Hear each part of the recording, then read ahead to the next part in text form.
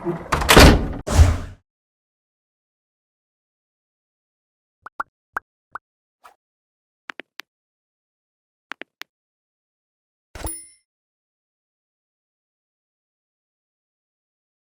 select your own subtitles, please follow the steps. हमारे देश में बहुत से काबिल बच्चे ऐसे हैं जो पैसे की कमी के कारण कंप्यूटर कोर्स नहीं कर पाते। हम quality detail course free of cost उन्हें उपलब्ध कराना चाहते हैं। यदि आप हमारे वीडियो को पूरा देखते हैं, लाइक करते हैं, सब्सक्राइब करते हैं, तो यूट्यूब के एल्गोरिदम इन वीडियो को उन तक पहुंचा देगी। आपका ये छोटा सा प्रयास बहुत से लोगों की जिंदगी बदल सकता है। पिछले वीडियो में हमने मटेरियल में टेक्सचर को इंपोर्ट करना सीखा था, टेक्सचर को रोटेट करना सीखा था, फोटोशॉप में जाकर टेक्सचर को करेक्ट करना सीखा था। इसके अलावा ऑब्जेक्ट पर यूवीडब्ल्यू मैप के माध्यम से टेक्सचर को एडजस्ट करना सीखा था। यूवीडब्ल्यू मैपिंग के दौरान गिज्मो के रोल को भी हमने जाना था। हमने ये भी देखा था कि यूवीडब्ल्यू मैप में 3D ऑब्जेक्ट की अलग-अलग शेप के लिए अलग-अलग ऑप्शन मौजूद होते हैं, जैसे प्लेन के लिए अलग, बॉक्स के लिए अलग, स्फीयर के लिए अलग। यूवीडब्ल्यू मैप के पैरामीटर में जो मैपिंग है, उसमें यहाँ पर लगभग सभी बेसिक 3D शेप के ऑप्शन दिए हैं। इसके नीचे यूवीडब्ल्यू मैप के गिज्मो की लंबाई और ऊंचाई दी हुई है। उसके नीचे टाइलिंग का ऑप्शन है कि आपको किस एक्सिस पे टाइलिंग करनी है। इसके सामने टेक्सचर को फ्लिप करने का ऑप्शन दिया है। इसके नीचे रियल वर्ल्ड मैप साइज है। ये इंपॉर्टेंट टॉपिक है, इसके लिए अलग से एक वीडियो बना दूंगा। इसके नीचे अलाइनमेंट का ऑप्शन है। मैपिंग के दौरान जैसे जैसे इनकी जरूरत पड़ेगी इनको भी यूज करेंगे।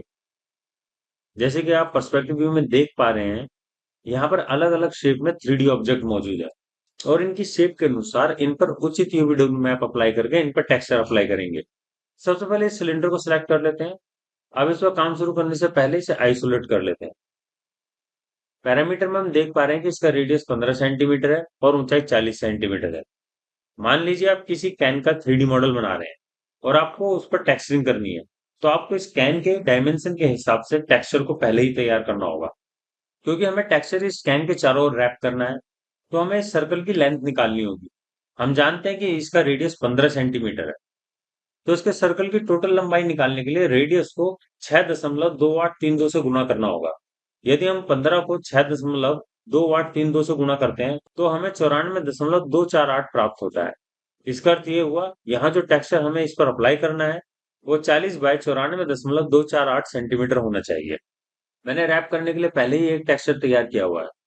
मैं इसे फोटोशॉप में खोल लेता हूँ। इस इमेज के दोनों तरफ ब्लैक स्ट्रिप दी हुई है, ताकि इनका जॉइंट हमें पता लग सके। इस इमेज का साइज भी एक बार चेक कर लेते हैं। इस इमेज में यहाँ पर इमेज साइज है 40 बाय 94.248 है।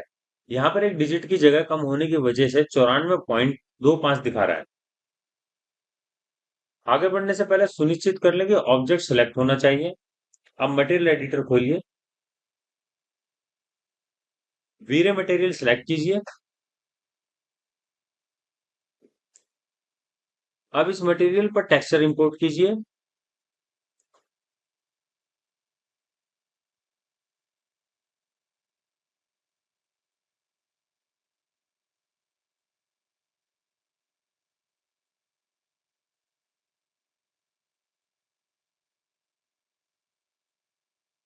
और इसे इस ऑब्जेक्ट पर अप्लाई कर दीजिए। जैसे कि हम सीन में देख पा रहे हैं, वो टेक्सचर इस ऑब्जेक्ट पर फिट बैठ गया है, जबकि हमने इस पर यूवीडब्ल्यू मैप अप्लाई नहीं किया है। आपको याद होगा पिछले वीडियो में हमने बात की थी कि टेक्सचर ऑब्जेक्ट के साइज के हिसाब से उस पर प्रोजेक्ट होता है। यदि टेक्सचर ऑब्जेक्ट के सरफेस के साइज से छोटा है, तो वो सरफेस पर प्रोजेक्ट होते समय स्ट्रेच हो जाएगा। लेकिन यहाँ पर हमने सरफेस साइज के हिसाब से अपना टेक्सचर तैयार किया था, इसलिए वो इस ऑब्जेक्ट पर फिट बैठ गया है। यदि आपका ऑब्जेक्ट आपके सीन में मेन सब्जेक्ट है, तो उसकी टेक्सचरिंग के लिए आपको प्रॉपर काम करना चाहिए। परंतु यह कंट्रोल पैनल में टेक्सचर को मैनिपुलेट करने के लिए हमारे पास कोई टूल उपलब्ध नहीं है। यदि आपको टेक्सचर में किसी प्रकार का कोई चेंज करना है, तो उसके लिए आपको मटेरियल के पैरामीटर में जाना पड़ेगा। यदि टूल आपको यही कंट्रोल पैनल में मिल जाते हैं, तो इसका सबसे बड़ा फायदा ये होगा कि टेक्सचर में आप जो भी चेंज करेंगे, उसे यहाँ साथ के साथ व्यू पोर्ट में भी देख सकते हैं। चलिए अब इस ऑब्जेक्ट को यूवीडब्ल्यू मैप अप्लाई करते हैं। ऑब्जेक्ट सेलेक्ट होना चाहिए, मॉडिफायर लिस्ट खोलिए, एकदम नीचे आ जाइए। यहाँ पर आपको यूवीडब्ल्यू मैप मिल जाएगा। आप इसे सेलेक्ट कीजिए। जैसे ही हमने इस पर यूवीडब्ल्यू मैप अप्लाई किया, ये ऊपर की तरफ से भी इस पर प्रोजेक्ट हो रहा है। वो इसलिए क्योंकि पैरामीटर में प्लेनर सेलेक्ट है। प्लेन की जगह इसे सिलिंड्रिकल कर दीजिए। अब आप देख पा रहे हैं कि ये पहले की तरह इस पर फिट हो गया है। यूवीडब्ल्यू मैप के गिज्मो को एक्टिव कीजिए। अब मूव टूल से इसकी पोजीशन सेट कीजिए। रोटेट टूल से आप इस इमेज को रोटेट भी कर सकते हैं। इसी प्रकार से स्केल टूल भी इस पर काम करेगा। मैपिंग में सिलिंड्रिकल के सामने ये जो कैप का ऑप्शन है, इसे ऑन कर दीजिए। अब ये टेक्सचर ऊपर की ओर से भी इसका प्रोजेक्ट हो रहा है। जैसे कि आप ये बात नोटिस कर पा रहे होंगे कि ये इमेज अंदर की तरफ से दबी हुई है। ऐसा इसलिए क्योंकि ये इमेज इस एरिया से बड़ी है और इस इमेज को इस सर्कुलर एरिया में फिट कर दिया गया है, जिसके कारण ये अंदर की ओर दबी नजर आ रही है। इसे स्केल टूल के माध्यम से हल्का फुल्का ठीक तो कर सकते हैं, लेकिन दूसरी तरफ से प्रोजेक्ट होने वाली ये इमेज प्रभावित होगी। तो इस प्रकार की प्रॉब्लम के सॉल्यूशन के लिए मटेरियल में सब ऑब्जेक्ट मटेरियल का एक ऑप्शन होता है। जैसे ही यूवीडब्ल्यू मैप का टॉपिक खत्म होगा, तो अगला टॉपिक सब ऑब्जेक्ट मटेरियल का ही होगा। आप हमारे साथ बने रहिएगा। अभी यूवीडब्ल्यू मैप में सिलिंड्रिकल ऑप्शन को यहीं छोड़ देते हैं और अपने अगले ऑप्शन की ओर बढ़ते हैं। सभी ऑब्जेक्ट को अनहाइड कर लेते हैं। अब अगला ऑप्शन है स्फेरिकल। इस ऑब्जेक्ट के सिलेक्शन को कैंसिल करने के लिए गिज्मो को ऑफ करना होगा और व्यू पोर्ट में आकर खाली स्थान पर क्लिक करना होगा। अब इस स्फीयर को आइसोलेट कर लेते हैं। मटेरियल एडिटर को एक्टिव करो। इस लेआउट को थोड़ा सा सेट कर लेते हैं ताकि व्यू पोर्ट में ऑब्जेक्ट भी दिखाई दे। ऑब्जेक्ट सेलेक्ट होना चाहिए। अब मॉडिफायर में जाओ और इस पर यूवीडब्ल्यू मैप अप्लाई कर दो।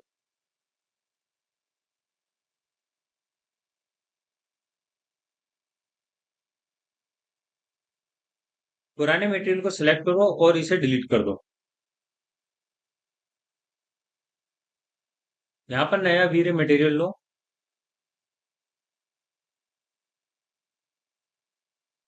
टेक्सचर के लिए विट मैप में जाओ।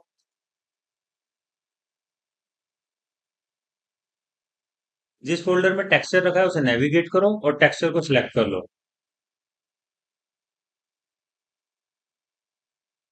अब व्यू पोर्ट में ऑब्जेक्ट और मटेरियल स्लॉट में मटेरियल सिलेक्ट होना चाहिए और इस बटन द्वारा इस मटेरियल को ऑब्जेक्ट पर अप्लाई कर दो।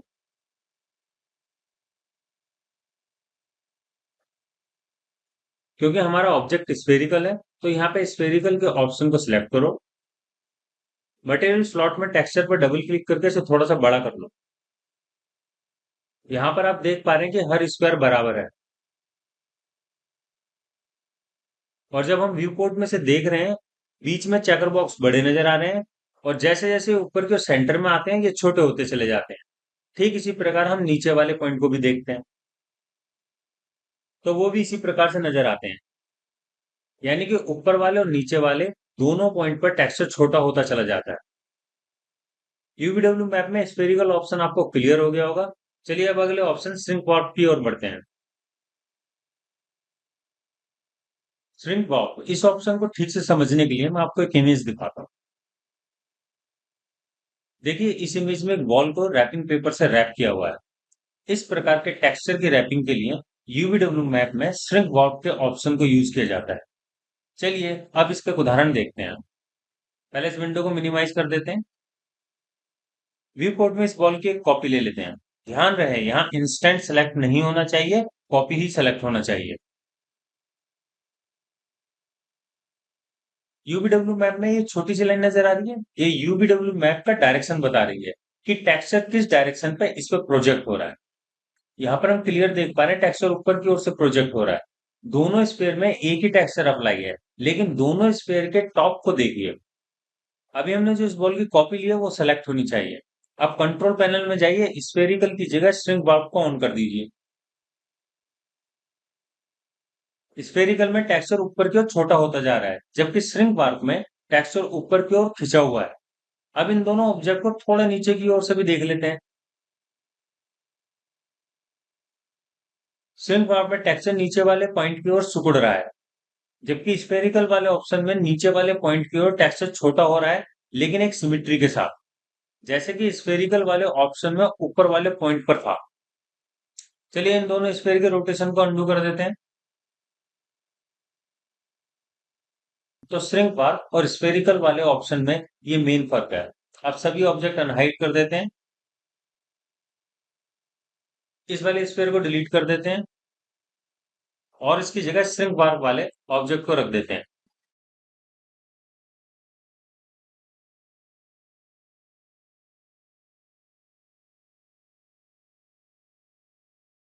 चलिए अब अगले ऑप्शन की ओर बढ़ते हैं। अगला ऑप्शन है हमारा बॉक्स। बॉक्स को सिलेक्ट करके इसे आइसोलेट कर लेते हैं। फिर सीन को थोड़ा सा सेट कर लेते हैं ताकि हम सीन के साथ साथ मटेरियल एडिटर को भी ठीक से देख सकें। इस बॉक्स पर हम ब्रिक का टेक्सचर अप्लाई करेंगे। मटेरियल एडिटर विंडो को एक्टिव कर लेते हैं। मटेरियल एडिटर में से इस मटेरियल को डिलीट कर देते हैं। एक नया वीरे मटेरियल बना लेते हैं।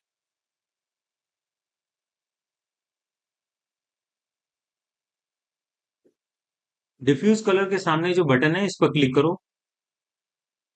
इस विंडो में से मैप को सिलेक्ट करो। नीचे आपको वीरे मिलेगा।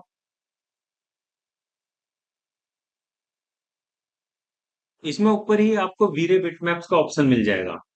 इसे सिलेक्ट कर लो। वीरे बिटमैप पर डबल क्लिक करके इसे बड़ा कर लो। पैरामीटर में बिटमैप ब्राउजर में जाओ और जहां पर ब्रिक वाला टेक्सचर रखा है उसे नेविगेट करो और टेक्सचर को सिलेक्ट करके उसे ओपन कर लो। व्यू पोर्ट में ऑब्जेक्ट और मटेरियल एडिटर में मटेरियल सिलेक्ट होना चाहिए।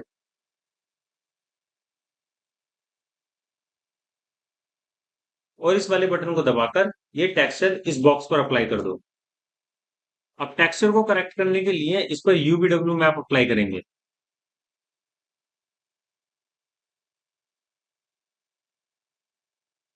और मैपिंग में बॉक्स के ऑप्शन को सिलेक्ट करेंगे।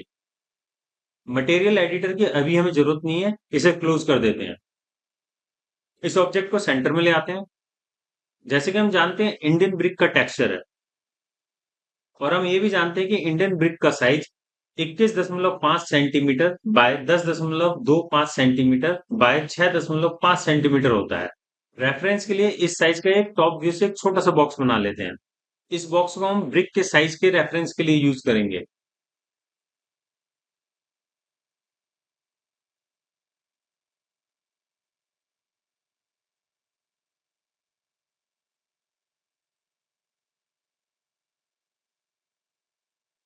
रेफरेंस के लिए हमने जो ब्रिक बॉक्स बनाया है उसे सिलेक्ट करो।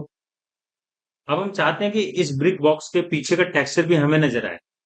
व्यू पोर्ट में खाली स्थान पर राइट क्लिक करो। ऑब्जेक्ट प्रॉपर्टी में जाओ। डिस्प्ले प्रॉपर्टीज में सी थ्रू का ऑप्शन है, इसे ऑन कर लो। यहाँ पे जितने भी ऑप्शन दिए हो उन सबके बारे में मैंने वीडियो बना दी है। आप हमारे चैनल पे जाइए। यहाँ वीडियो को सिलेक्ट कीजिए। वीडियो नंबर 33 से लेकर 43 तक देखिए। ये सब ऑप्शन इन वीडियो में एक्सप्लेन किए हुए हैं। चलिए इसे कैंसिल कर देते हैं और वापस अपने टॉपिक पर आ जाते हैं। सी थ्रू के ऑप्शन को सिलेक्ट करने के बाद इसे ओके कर दीजिए। व्यू पोर्ट में वॉल सेलेक्ट होनी चाहिए। कंट्रोल पैनल में यूवीडब्ल्यू मैप के अंदर गिज्मो है, उसे सिलेक्ट करो। स्केल टूल को भी सिलेक्ट कर लो। अब स्केल टूल के माध्यम से टेक्सचर में जो ब्रिक नजर आ रही है उसे इस रेफरेंस के बराबर स्केल कर दो।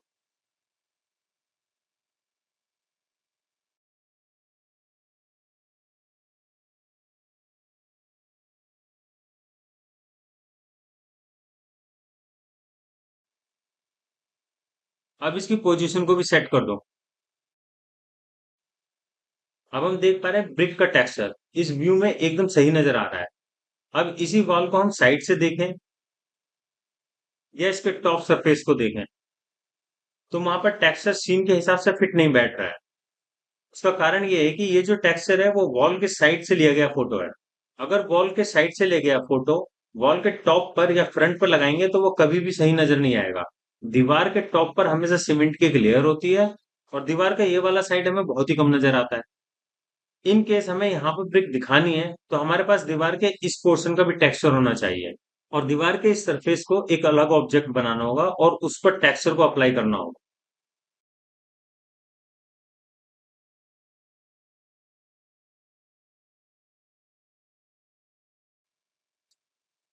अगर ऑब्जेक्ट सेलेक्ट है तो उसके सिलेक्शन को कैंसिल कर दीजिए और सभी ऑब्जेक्ट को अनहाइड कर दीजिए। यूबीडब्ल्यू मैप के अंदर अगला टॉपिक है फेस। इस ऑब्जेक्ट को सिलेक्ट कर लीजिए और इसे आइसोलेट कर लीजिए।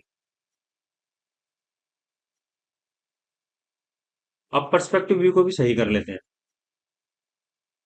यदि आप शेड मोड में नहीं है तो शेड मोड को ऑन कर लीजिए और F4 बटन दबाकर सेगमेंट्स को भी ऑन कर लीजिए। एज के अंदर की तरफ वाला ये जो एरिया है इसे फेस कहते हैं। इस ऑब्जेक्ट के टॉप पर दो फेस हैं, फ्रंट पर तीन फेस हैं, साइड में एक दो तीन चार फेस हैं। अब इस पर यूवीडब्ल्यू मैप अप्लाई कर देते हैं और बॉक्स के ऑप्शन को सिलेक्ट कर लेते हैं। मटेरियल की विंडो खोल लेते हैं, पुराने मटेरियल को डिलीट कर देते हैं, एक नया वीरे मटेरियल बनाते हैं।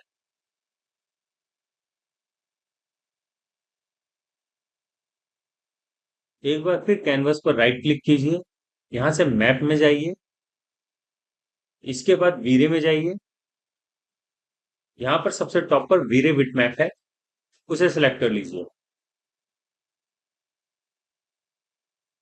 अब इस मैप को मटेरियल में डिफ्यूज मैप के साथ कनेक्ट कीजिए। बिट मैप के सामने ये जो बटन है इस पर क्लिक कीजिए। टेक्सचर को नेविगेट करने के लिए विंडो खुल जाएगी। जिस फोल्डर में आपने टेक्सचर रखा है उसमें जाकर टेक्सचर को सिलेक्ट कीजिए और उस टेक्सचर को इस ऑब्जेक्ट पर अप्लाई कर दीजिए।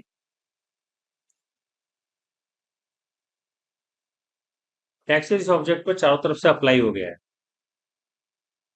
वो इसलिए क्योंकि यूवीडब्ल्यू मैप में हमने बॉक्स के ऑप्शन को सिलेक्ट कर रखा था। तो बाय डिफॉल्ट यूवीडब्ल्यू मैप के गिज्मो का जो साइज है वो इस बॉक्स के बराबर है। अब हम यूवीडब्ल्यू मैप में बॉक्स के ऑप्शन की जगह फेस को सिलेक्ट करेंगे। जैसे हमने फेस के ऑप्शन को सिलेक्ट किया, टेक्सचर अपने आप ही ऑब्जेक्ट के हर फेस पर, या जिसे हम पॉलीगन कहते हैं, उस पर फिट हो गया है। यहाँ पर देख रहे हैं जितने भी यहाँ पर पॉलीगन या फेस हैं उन सब पर अलग से टेक्सचर फिट हो गया है। जितने भी हमारे ऑब्जेक्ट में पॉलीगन होंगे और जिस साइज के होंगे टेक्सचर उस हिसाब से पॉलीगन पर फिट हो जाएगा।